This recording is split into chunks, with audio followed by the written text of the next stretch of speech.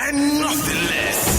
The new cash policy is not to make the cash sufficiently available, but is to encourage e-transaction. It feels like every quarter there's one of these related incidents. Some of these shops, they are not roadworthy at all. Some containers, you know, be wait.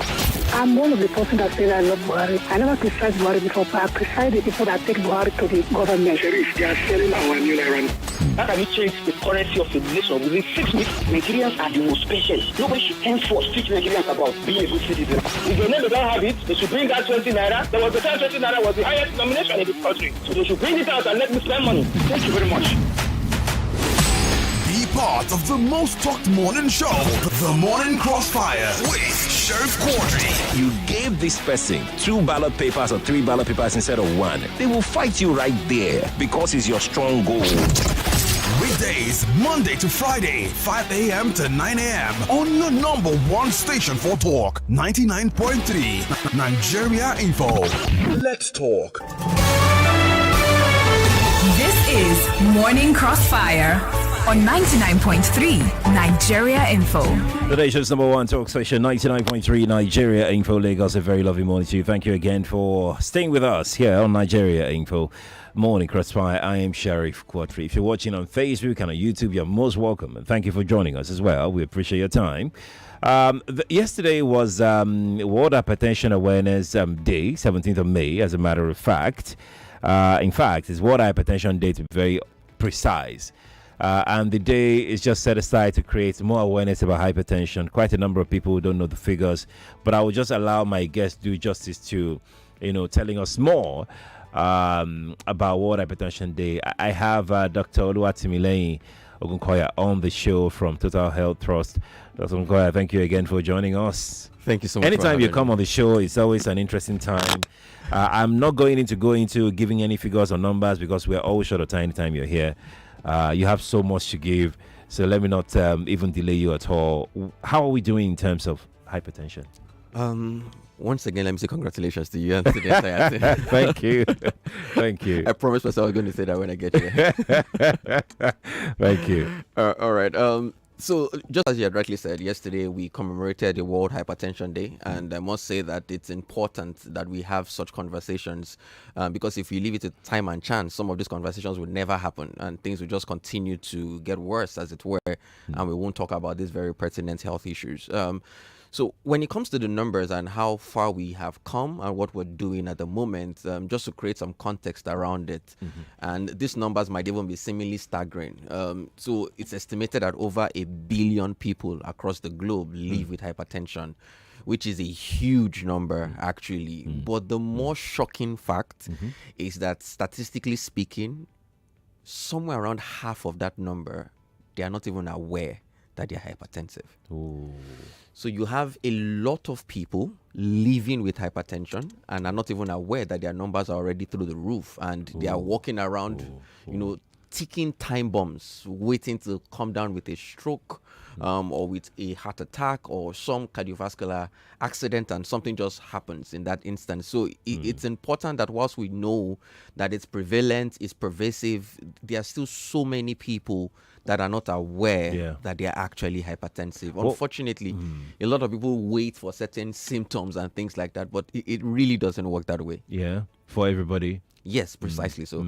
As a matter of fact, 80% of the time, individuals will not even feel any signs or symptoms when their blood pressure is climbing. Ooh, indeed. Lagos is Health Thursday, and this is what we do. We try to educate. We don't diagnose, because I'll soon come to you to share your thoughts on our conversation this morning. So we don't diagnose. Don't call to ask the doctor, please, what's wrong with me? We don't do that.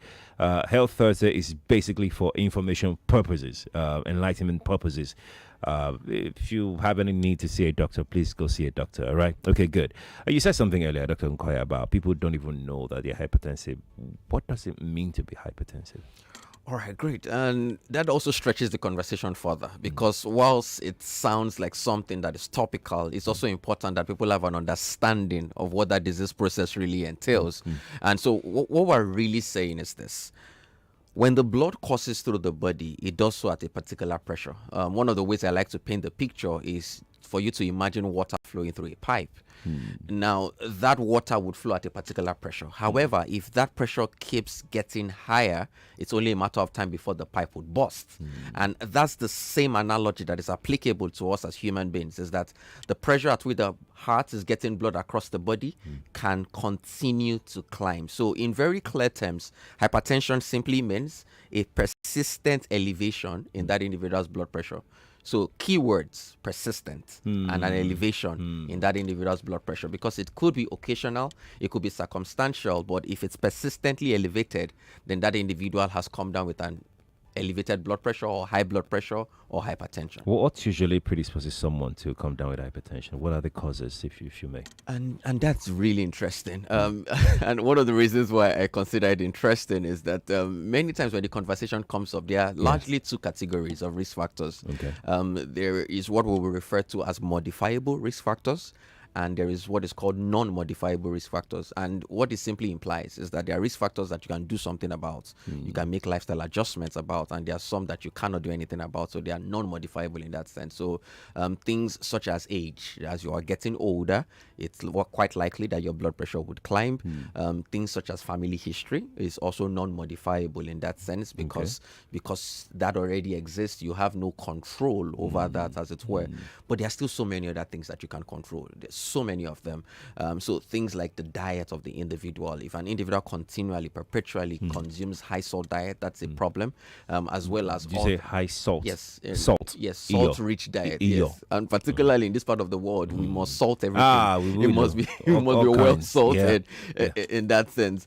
Some other factors to also consider is levels of physical inactivity, and this is something that a lot of people are victims of, as it were, either because of the kind of work that you do or just a decision to we're just sedentary these days. Exactly. We don't move around as much as we should. Precisely so, despite the fact that we tell ourselves that we move and all of that. We like to think in our head that we're moving. But we really aren't moving as we really should be in that sense. So that's also a factor to consider. Also being overweight or obese, and that is very, very important. Because what you do if an individual is overweight or obese is that you are giving the heart a lot more workload to deal with in that sense. There's also the consumption of substances such as alcohol and smoking. And one of the reasons why I said this is always quite funny is that when we get to that risk factor, people always consider, is it really modifiable? Because for some people it's that there's nothing I can do about this. I have to take a little something. But the important thing to bear in mind is that it's a risk factor in that sense, and you want to be quite conscious about that and see if you are able to limit it significantly. So in terms of the factors that lead to it, things that cause it, they fall into those two categories. There is also the exception of things like pregnancy-induced hypertension. That's also a possibility as one of the risk factors or causes to then consider as well. Let's look at the other side to this. So you mentioned that in some cases you don't really even know.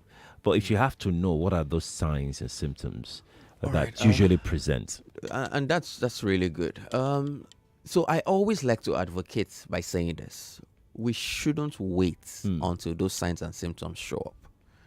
One of the critical things that we must build and the gains of a conversation around hypertension is to emphasize that people need to know their numbers. We shouldn't only check our blood pressures on the 17th of May. That's a low blow. Because there are people listening right now, and I'm not going to put you on the spot, but there are people listening right now that haven't even checked their blood pressures this year. Do you want to ask me personally? No, just ask me. Ask me now. I have the machine at home. Even though I've not checked in months, but it's there. I've answered you. And that's really what we must begin to push, is that we shouldn't wait until something goes wrong. We shouldn't wait until we have certain symptoms before we present at the hospital. You could make it part and parcel of your person that, I would walk into the hospital maybe just once in a month and just have a sit, check my blood pressure, and just know that, oh, okay, these are the numbers that I got in that instance. So for me, that's one of the key components of a conversation like this, is to raise that awareness, not just of the disease, but to form the lifestyle behavior that we must get accustomed with checking our blood pressure numbers. It shouldn't just be something that a few people do. Every single one of us must get used to that, and that's very important. However, in instances wherein people have symptoms, some symptoms can be intense headaches, it could be chest pain, it could be some lightheadedness, it could be some difficulty in breathing. So there are a number of things that can happen when an individual's blood pressure continues to climb. But like I said, in majority of the instances where it happens, you usually will not feel anything. Let's talk about the numbers you just mentioned now. What are those numbers, the range? All right, great. So I'm going to make this as simple as possible, because I believe it's important that whenever we discuss things like this, you need to remember what it is that we're saying. So whenever you check your blood pressure, there are two numbers, basically. There is what is referred to as your systolic blood pressure, and there is the diastolic blood pressure. In very simple terms, there's the number on top and the number under, just so that you remember it. That one will enter. So the numbers you don't want to see are 140, 90. And that's what every one of us should bear in mind. So it's not just enough to sit and check the blood pressure and say, it's fine, you can be going. No, it's more than that. You want to actually benchmark it against these two numbers. Whenever your blood pressure is checked, it should be lower than 140, 90. Your systolic should be lower than 140. Your diastolic should be lower than 90. So that number on top, lower than 140. That number under, lower than 90. We'll come back to talk about what you can do, what one can do to keep those numbers at a very healthy level. But Lagos, if you're joining us, you're welcome. You're free to calling right now, because we're almost due for our first break, to ask Doctor your questions, anything that you'd like to ask him as regards hypertension. Feel free to do that. We'll take your calls, 0700 993 993 993 and 01465 7190. For the ladies, that's for the ladies only. If you'd like to be anonymous, feel free to do that. If you want to send us WhatsApp messages, feel free to do that. The WhatsApp number is 0809 597 5805. Remember, we are not going to diagnose anything. If you need medical help, medical treatment, please go to the hospital. Thank you. And please do remember to turn off your radio, okay? Thank you. Good morning to you. Hello, good morning. Good morning, sir. Yeah, my name is Ifeolu. I'm calling from Lagos. You're welcome. Sorry, can you hear me? Yes, we can hear you loud and clear, please. Okay, your voice is a bit low. Oh, sorry. Okay, so I just heard that when you check your BP, that it should not be more than 140, right? That's what I just 140, heard. 90, yeah. And let me use myself, for example. What I have been told over time, even by medical practitioners, doctors, is 120, 80, that is where it should be. So I'm wondering why 140, 90. So please, I just need a bit of, explanation to that. That's fine. Thank you very much. That's fine. Thank you for calling. Let's take one more, Dr. Ogunkoya. Then we'll come to you. Good morning to you. Hello. Yes, please. Morning Hello, to you. Sharif. Good morning. Yes, ma'am. This is Ellen calling from Yaba. You're welcome. Please, we always talk about high blood pressure. But do you know there is low blood pressure, which I know is very, very dangerous? Yes, it is. Myself, I've experienced it then, years back. That the doctor asked me that if I had not come to hospital then, I was even pregnant, that my blood pressure was very, very low. Quite low. You have to raise my two legs up and suspend my head, I think, with a pillow. So I want the doctor to as well make explanation on that one, because a lot of people, you are not saying 140 over 90 because of course they don't want to tell you, because people don't know about the lower one. They always emphasize on high blood pressure. Right. Thank you. Thank you for calling. Appreciate it. Doc? All right. Two very good questions, actually. So what I'm going to do is create some context around what Ife had mentioned. So averagely, the blood pressure is around 120/80. However, and this is for emphasis sake, the benchmark at the point wherein you tell that an individual is hypertensive is a blood pressure of 140/90. 90. And so the perspective to have is that at all times you want that blood pressure lower than 140/90. So you can have 120 something, 80 something, and all of that. It's good. It's okay. It's still okay. But you should bear in mind that where you don't want to get to, and over time I've noticed that this is one of the best ways to communicate it. It's that what you want to leave people with is not what the average number is, which is around 120/80. What you want to leave people with is this is where you don't want to get to, so that you can benchmark it against whatever it is that you see. Right. So when you get your blood pressure numbers, you're looking at it, oh, what's my systolic? What's my diastolic? What's the number on top? What's the number under? Right. And what you don't want to get to is 140/90. Because at the end of the day, if you have two numbers on two separate occasions that exceeds or reaches 140/90, that individual is then said to be hypertensive. So it's okay to have 120 something, it's something and all of that, but you don't want to get to 140/90, and that's the perspective to actually have. We're going to talk about low blood pressure. What I don't know is whether we have enough time, because low blood pressure is part of the areas that we're going to touch. But we're almost due for our first break this hour. Let's see if we can squeeze in one call, perhaps take a message maybe. Good morning to you. Good morning. Good morning. Yes, good morning to you. My name is Ajela. I'm calling from Aja. You're welcome. Morning, Sheriff. Morning, Doctor. I can barely hear you. Good morning. I can hear you. Please go on. Okay, good. My question is this. I've seen a situation where someone's blood pressure, the systolic is like 130, 131. But the lower part, which is diastolic, is about 70, 60 something. Is that a good one? Because I thought there's a range where it should always be not below 80 and 120. But if it goes below 80, what are the dangers? Okay. That's just my question. All right. Thank you. Thank you. Doc?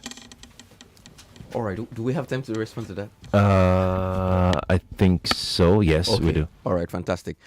So it's as though both of the last responses are knocking on the doors of hypotension. So we might as well just delve into it at the moment.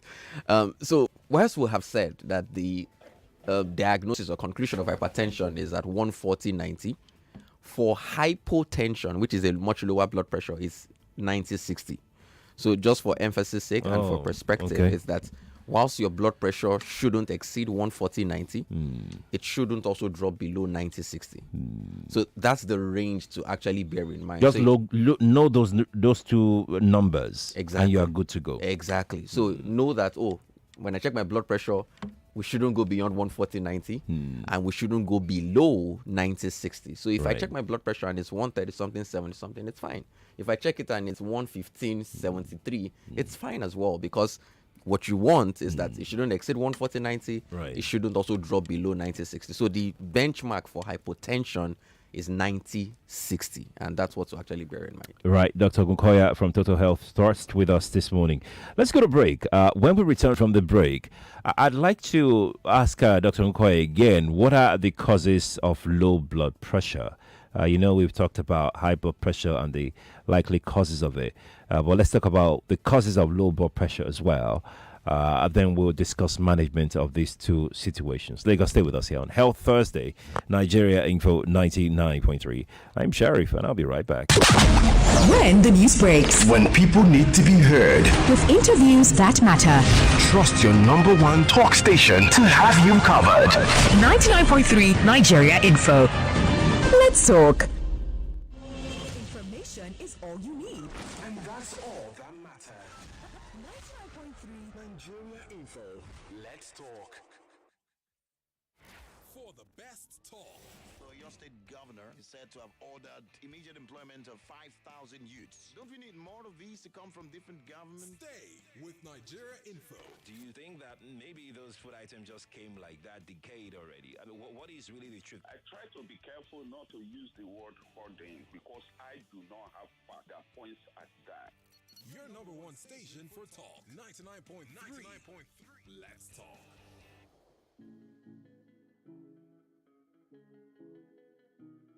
A business club holds her monthly meeting this coming Sunday, which is the 21st of May, 2023. Go Club 600. The venue is at 96A Oduduwa Crescent, GRA Ikeja, Lagos. The time is 2 p.m. prompt. To attend the business club, text YES to 0701 147 2820.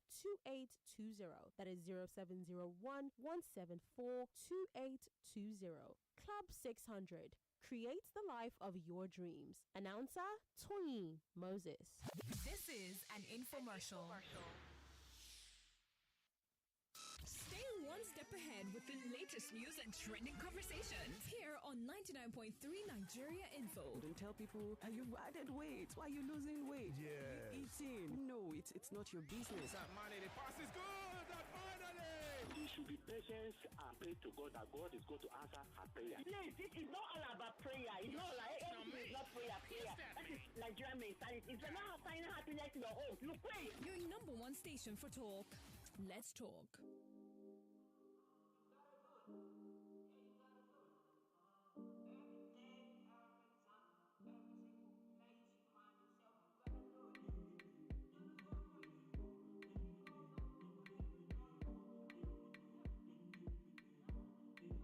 Rolling on your wheel now.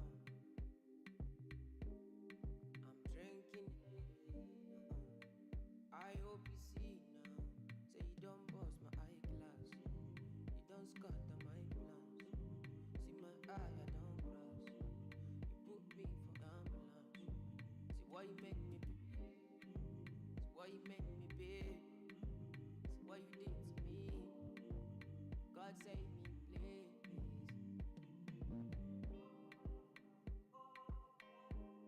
Thinking about studying abroad? At WSSS, we are all about inspiring life-changing study experiences with reputable partner institutions in USA, Canada, UK, Ireland, Australia, the Netherlands, and Dubai. We pair you with the right institutions that best matches your interests and skills. Admission is open for September 2023 and January 2024 intakes. For more information, please call 0909 069 0258 or 0703 487085 or visit wsss.com.ng.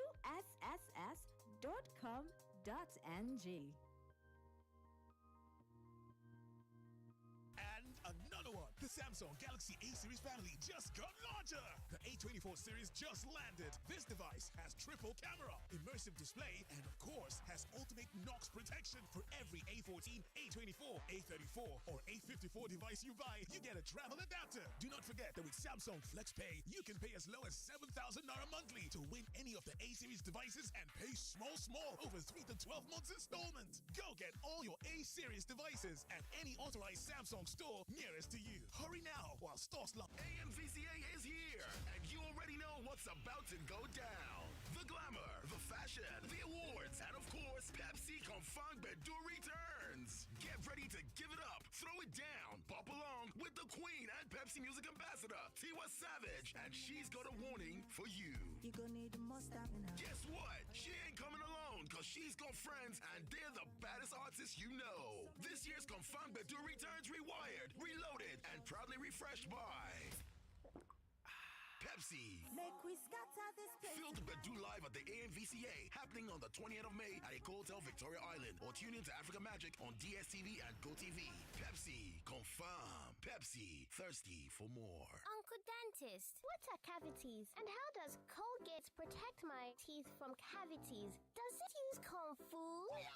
No, dear. Most tooth pains are caused by tooth holes called cavities. When you brush daily with Colgate Maximum Cavity Protection, its expert formula locks natural calcium in our teeth and helps protect them from cavities. It's time to upgrade to the world's most chosen toothpaste, Colgate, because Colgate locks calcium in. Keeps cavities out! Colgate is recommended by the Nigerian Dental Association.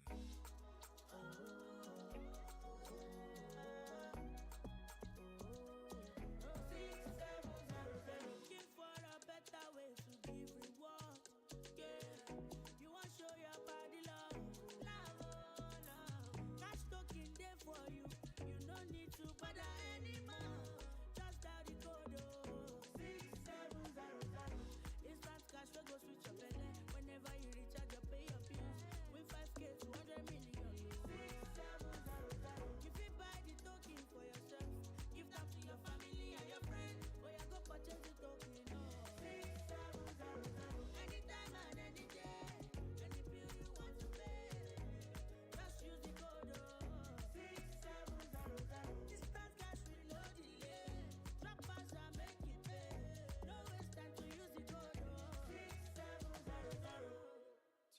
conditions apply.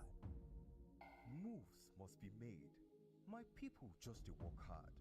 Dreams and challenges motivate us. But sometimes, when the journey gets tiring, all we need is something to push our limits. Reactor, ignite your energy. Bring out your inner champion. Reactor, reactor, ignite your energy. Bring out your inner champion. Reactor. Reactor Energy Drink. What you need to push your limits. Wahala, reactor energy push your limits. No dey tire. No way, reactor energy drink.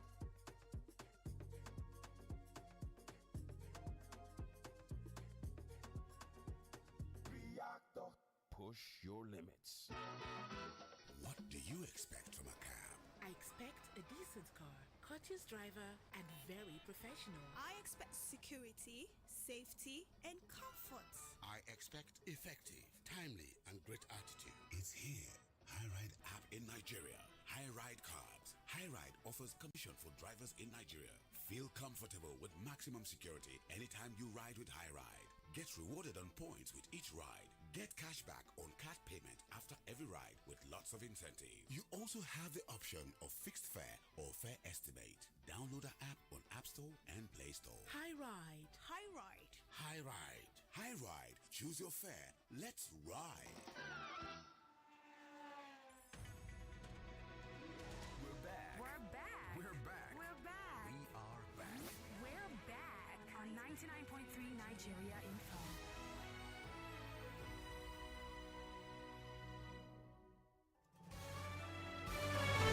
This is Morning Crossfire on 99.3 Nigeria Info. And we're back on the Crossfire. Health Thursday is what you're listening to. Every Thursday we come here to talk about health matters or health-related matters, basically. I'm Sheriff Quadry. Dr. Timilehin Ogunkoya from Total Health Trust is here with us on the show today, and we're talking about hypertension. Yesterday was World Hypertension Day. But we couldn't do that because we had a series on drug addiction yesterday. We started on Monday, Tuesday, Wednesday discussing drug addiction. It was a very, very big issue on the show on the 3 days that we had. We spoke about it, and hopefully we'll bring that back again because from the feedback we got, we've not even scratched surface at all concerning that. Let's move on to hypertension this morning. Before the break, we're talking about the two numbers that people should know: 90. So we said that for hypertension, you want to ensure that the blood pressure doesn't get to 140/90. Mm-hmm. For hypotension, you want to make sure that the blood pressure does not drop below 90/60.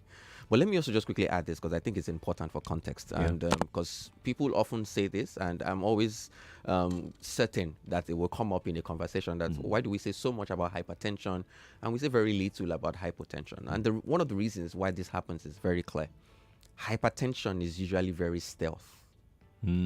So when an individual is having numbers in the hypertensive range, it many times will not show up with signs and symptoms. However, on the flip side, if the blood pressure is dropping, the individual would have symptoms that would be very visible and quite noticeable. So that individual can begin to have fainting spells, feel dizzy, feel breathless, and things like that because the blood pressure is dropping. But many times on the flip side for hypertension, you most likely wouldn't even feel anything whilst it's going on. So the emphasis usually is to speak a lot more about hypertension because it's stealth. It's usually very silent. Doesn't announce itself. And then just hits with a stroke or with a kidney damage and things along that particular line. So that's usually the reason why hypertension seems to get the center stage. But by all means, we should also discuss both of them as well. Yeah, we'll come to the consequence of coming down with hypertension, stroke, kidney, and all of that in a moment. But let's talk a bit more about hypo now.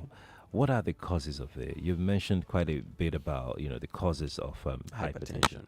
All right. So for hypotension, so like we've said, first and foremost is that it usually is symptomatic in that sense. But what are the things that likely can actually lead to it in that instance? So one of that is that if the individual is anemic, so what it means is that if their blood levels are dropping significantly, it can actually lead to a drop in their blood pressure as well. And so that is then one of the things to consider. Another key thing to also factor into this is that if that individual is suffering from a thyroid disorder, whether it's hyperthyroidism or hypothyroidism, that can also impact that individual's blood pressure to the point that the individual then also becomes hypotensive in that instance. So those are things to begin to consider in that instance, as well as a couple of other disease processes as well. But largely, one of the key things to actually put at the front burner is if an individual is anemic or if they're suffering from a thyroid disorder. There's nothing like hereditary linked to hypo. So let me just speak to that because the hereditary component is always one that is very dicey. And I always like to emphasize that when you discuss family history as a factor to consider, it doesn't mean that an individual inherits a blood pressure disorder. Oh, okay. It's a genetic predisposition. And this is usually worth emphasizing because sometimes individuals come to that conclusion that, oh, once your parents have it or this, and then you automatically have it. That's not really what plays out. Is that there's a predisposition. There is a likelihood that you can come down with it. However, if that individual takes the right steps in the right direction, they can actually prevent it from happening. Let's talk about the consequence of this now. Hypertension first. What are the likely health consequences? All right, great. So there are a number of things to consider. One of the top ones is that an individual can come down with a stroke. And I want to take us back to that illustration about water flowing through a pipe. Is that we said earlier that if that water's pressure continues to increase, the pipe can literally burst in that sense. And unfortunately, that can happen in the brain. And that can lead to what we then would call a stroke in that instance. But the impact of that elevated blood pressure is multi-systemic. So the individual can come down with a stroke. It can lead to kidney failure. It can lead to hypertensive retinopathy, which means that the eyes can be affected as a result of this. Because remember that there is blood coursing through your entire body. That's right. And so if that pressure continues to increase, it can damage blood vessels across the entire span of that individual's system and lead to so many other things. It can even cause a heart attack, meaning that that individual's heart suffers from a blockade, and that can also be catastrophic in that instance. So the important thing to bear in mind is that there are blood vessels across the entire body, and so if the pressure continues to increase, it's only a matter of time before it hits any of those systems. Indeed. How about the likely health consequence of hypotension? So that largely borders on what is responsible for it. So what I mean in essence is that if an individual is hypotensive and anemic as a result of that, that individual can come down with a shock. So they could come down with an hypovolemic shock, which is that individual has a shock in that instance as a result of the blood pressure dropping and dropping. Because at the end of the day, what it's showing is that the different organs in the body might not be adequately perfused, so they might not be getting the right blood as supply as they should be getting, and that ultimately can then hinder the oxygen supply to that particular part of the body and can also then lead to its own issues as well. Indeed. Doc, let's take one or two calls and we'll talk about management. Okay.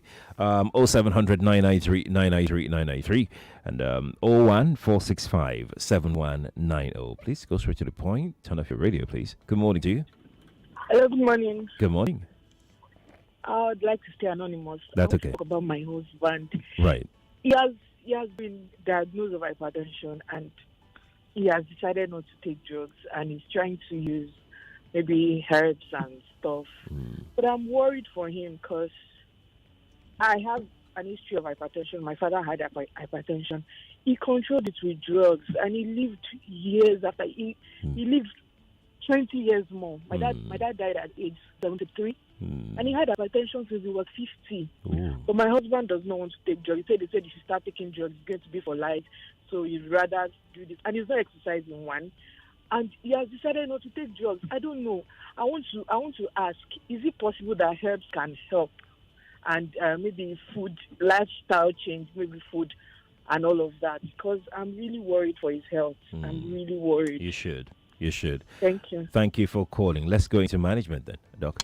All right. So that question already opens up the door to Yeah, that conversation it does. automatically. So what I often say is this: adequate management starts with proper diagnosis. The reason why I'm saying this is that whilst an individual is hypertensive, it's also important that you do the necessary investigations to actually be able to conclusively say, number one, this person is hypertensive. Number two, these are possible causes, or these are the things that might have led to it. And the reason why I'm saying this is it's possible that an individual is hypertensive as a result of having elevated cholesterol levels. So that individual's blood vessels can get clogged up in the manner in which it makes it more difficult for blood to flow through. But if you just conclude that this person is hypertensive and leave it at that, you wouldn't be managing it properly. So adequate investigations must be carried out. So you are able to reach an accurate diagnosis, and that's usually the first step towards managing it effectively. Now, having said that, I must also just quickly add this. The management of hypertension isn't just limited to medications. It's medications and lifestyle modifications. It's not or, it's and. So it means that whilst there are medications that should be taken, we mustn't then do it at the expense of the modifications, that the lifestyle modifications that should happen in that instance. And let me just also just quickly attempt to assuage her concerns in terms of his concern that, oh, am I going to take these medications for the rest of my life? Or some other people's concerns is, if I take these medications, I feel some type of way. Now, what I always like to say first and foremost is that there are so many different classes of antihypertensives. If you have an issue or a concern or a side effect with one medication, you can actually speak to your doctor and that can be changed. So there are so many different classes of medications that you can switch to that would actually help to control the blood pressure. So we shouldn't just discard the medication and say, I used this for about a week, I wasn't feeling too good, and things like that. Or if it affects the man's libido, for example, and then the man says, no, I don't want to get involved with this and all of that. There are so many different medications that you can actually take that would be very helpful in that instance. So the advisory is to ensure that you are talking to your doctor. The second part of that is this, is that whilst taking the medications, it's not just enough to continue to take it. Some people they've been taking their medications for years. They've not seen a doctor, they've not had a conversation. It's important that you also schedule routine visits because adjustments can be made. Right. Throughout that particular journey, you can make adjustments. You can start off with 3 medications, be switched to 2, be switched to 1. So the advisory and the encouragement is that I know that you might be concerned as a man that, oh, I don't want to do this, or even as a woman as well, I don't want to take this for the rest of my life, for 20, 30, 40 years and all of that. But you must also understand that it's a journey and it can get better along the way. And adjustments can be made to the medications. But let me just quickly jump into the lifestyle modifications, because it's also important that I quickly mention that. So as the caller has rightly said, she already is spot on in the sense of knowing that, sweetheart, you need to exercise. You need to do this. You need to actually do that. So exercise is very helpful. Regular, consistent physical exercise is very helpful. His diet is also important. So it means that one of the things that she can do to also be very helpful is to try to limit significantly the salt added to the diet. Now, I know that, it might be a struggle because you don't want the food to, quote unquote, be tasteless, but you also want to try to cut that down, ensuring that you are able to limit the salt added to his diet. So if you want to cook his food separately, please go ahead to do that. But you want to try to do that, it would help to bring these blood pressure numbers down as well. And vis-a-vis all the other things that we mentioned earlier, alcohol consumption, stimulants and substances of that nature are also things that you want to try to watch as well. So to just emphasize, it's medications, antihypertensives, and lifestyle modifications. We shouldn't excuse one or do one at the expense of the other. For those who are playing around at the age of 40, 90 right now, 140, 90, they are just dancing around that area. What should they be thinking of? What should they be doing? The emphasis is on the modifications that we talked about. It's so important. The bane, the crux of prevention in that instance is being able to make the right adjustments. And that's why I always say that when we have these commemorations, have these conversations, the most important thing isn't just talking about it, is taking decisions. That's okay, so I know that I need to check my blood pressure. The last time I checked, it was somewhere around these numbers. What am I doing about it? Am I consciously, deliberately exercising? Am I committing to getting that 30 minutes of physical activity every day? And you don't necessarily have to go to the gym to start with. You must find things around you that you can do. At work, don't use the lifts, take the stairs. Take some 15-20 minutes in the morning, take a walk, get a skipping rope, skip at home. So there's so many things that we can do, but we sometimes just leave things to time and chance, and we don't do anything deliberately about it. So if you find yourself around those numbers and you are not yet hypertensive, you must begin to take these modifications seriously. You must ensure that you're exercising regularly. You must ensure that you're able to cut out as much as possible stimulants such as alcohol, tobacco, coffee, and things like that out of your diet. You want to also ensure. Wait, did you say coffee? Yes, it's also a stimulant. Okay. So coffee, cola, all of those sort of things actually can actually push the numbers up as well. So you want to actually pay attention to that. You also want to ensure that part and parcel of what you're doing is eating healthy. And I always say that it's non-negotiable. That as an individual, you want to ensure that you're paying attention to the quality, the quantity, and the timing of your meals. It's so important, because once you continue to eat in a manner and which isn't showing that you're prioritizing your health, it will affect the person ultimately. Because like we said earlier, that if an individual is overweight or obese, it actually increases the workload on the heart and ultimately can increase the blood pressure. Because in very simple terms, and I want us to remember this, when an individual is hypertensive, what it simply means is that the heart is working harder to pump blood across the body. So you want to pay attention to that and ensure that if your weight is in the overweight or obese category, you are doing something actively to actually reduce that. One of these days we'll talk about weight as a topic, because I know that it's a big problem globally these days, because the world, the entire world is getting more sedentary by the day. Let's take a few more calls, Doc. Good morning to you. Good morning, sir. Good morning. Good morning to your guest. This is Pastor Ladipa, calling from Oregon. I want to ask question concerning when someone is a bit has weight and the person snores a lot. Is it a sign that the person is being hypertensive? Okay. Thank you. Thank you too. Let's take one more. Good morning to you. Good morning. Yes, please. Good morning to you. Yes, sorry. Please turn off your radio and call me back. Thank you. Morning to you. Hello, good morning. Good morning to you. I said this, my congratulations will not pass me by today. This Joy, congrats. Welcome, Joy. Thank you. More will still come. Thank God you, Joy. bless you. Thank you. See, when my mother was passing through that illness, when she was going to meet the doctor, those drugs they used to give her make the thing now increase. So she now decide not to be taking it and be taking some leave. That is how the thing went. Thank you. Thank you too. There you go. Let's take one more. Let's take just one more because of time. Good morning to you. Hello. Good morning. Good morning. Yes, please. This is Nika calling from Ota. Welcome, Nika. Okay. Congratulations, Sheriff. Thank you. Yeah. I just want to ask a question. When your BP is 130 over 92 or 91, does that mean you have high blood? Or how can you balance it? 130, 92. Okay. Maybe 130, 91, 92. Okay. All right, Nika. Doc? All right, great. So I think those are like three questions put together. So I'll start with the latter, and then I'll just try to dial back to the other two as well. So when it comes to hypertension, like I said earlier, the two numbers you want to ensure that you aren't getting to is 140, 90. If the systolic is fine, but the diastolic is above that, you want to ensure that you get a second check. If the systolic remains persistently elevated, then you then have to have a conversation with your doctor and exactly examine what might be the issue, because it's also possible that the diastolic alone might be persistently elevated, and that also then forms opinions around hypertension as well. So it's important to know that it's both of those numbers that you want to have to be lower. It's not just your systolic alone or your diastolic. Both of those numbers have to be lower than 140, 90. If either of them remains persistently elevated, then we want to get a second check done and then have a conversation with your physician. So Nika will probably just go and see her doctor. Yes, precisely. Okay. Precisely.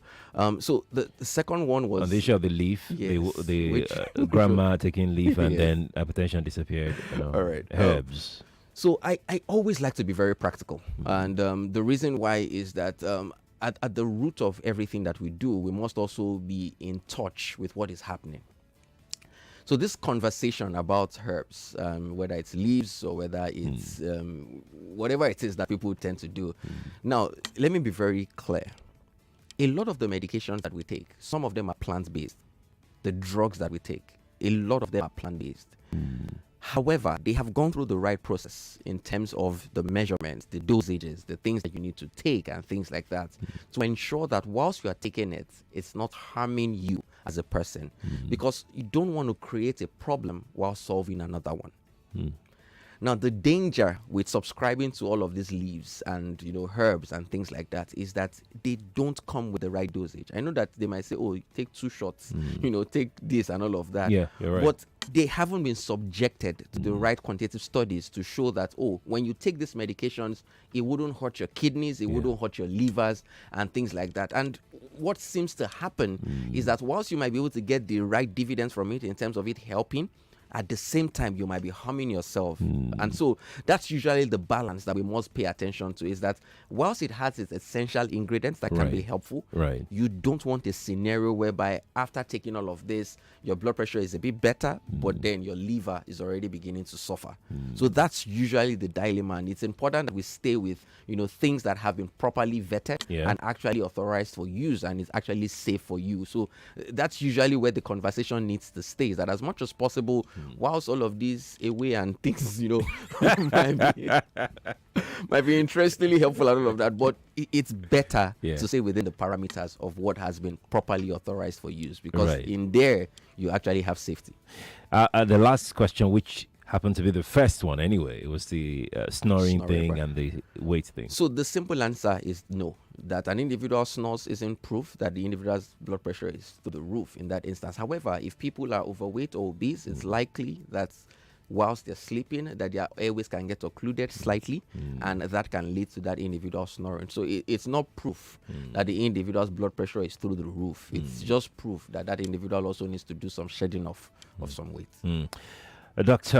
Timilehin Ogunkoya, Total Health Trust. You are a wellness consultant. Thank you so much for joining us on the show. I'm going to bring you back in June. June 14 is World Blood Donor Day. We need to talk about the importance of blood donation and the health benefit as well, the communal benefit as well. We'll talk about that. You go, Jimmy Nabi. Of course. I did for you. Correct guy. Thank you so much, Doc, for coming around. It's always a pleasure to have you here. Thank you so much. Lagos, that's our show today. I'm Sheriff Quadry. Congratulations to all of us for winning the Doc, you're part of it. You're part of it. Yeah. I mean, you're part of the family. Thank you so much for bringing so much value to radio. Thank you to all our guests on Nigeria Info for adding so much value to radio broadcast. To all our resource persons, those that would gladly, if we call them right now and they are sleeping, they will say, okay, Sheriff, we're here now, no problem, you're going. We can go on and mention all their names, but we'll not leave here today. Thank you. I know you're listening. Thank you to all of you. For those who give us advice, for those senior colleagues, veterans, stakeholders, give us advice behind the scene on how to do that. We appreciate you as well. This is for you. It's your laurel as well. Thank you for the support, for all our listeners, those that are calling, those that send messages, that watch online, those that don't calling, those are more. They are more than those that are calling and text you. So we appreciate everybody. Thank you all for being a part of our journey. It just shows that we have much more to do together in this year. I'm Sheriff Quadry. Thank you all. Daily Digest with Jimmy Disu is next at the top of the hour after the news. Good morning to you.